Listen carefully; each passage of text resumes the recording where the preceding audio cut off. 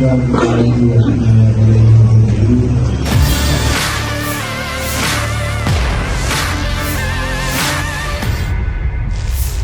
Akademika Universitas Islam Negeri, UIN, Alauddin Makassar, berduka.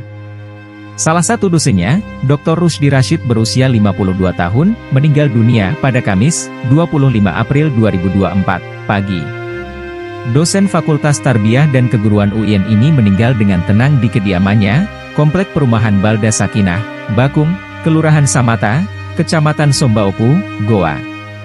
Rektor UIN Alauddin Makassar Profesor Dr. Hamdan Juhanis memberikan sambutan di pelepasan jenazah almarhum di Masjid Baldah Sakinah, Samata. Jenazah Dr. Rusdi dimakamkan di Kom Pemakaman Umum Macanda, sekitar 1,1 km barat kampus UIN di Samata.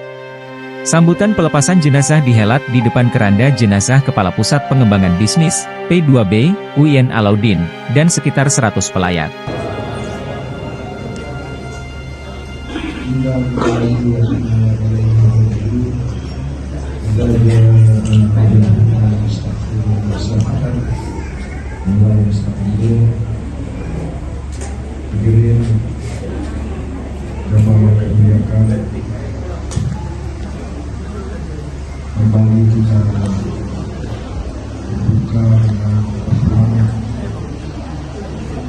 Download Tribun X sekarang, menghadirkan lokal menjadi Indonesia.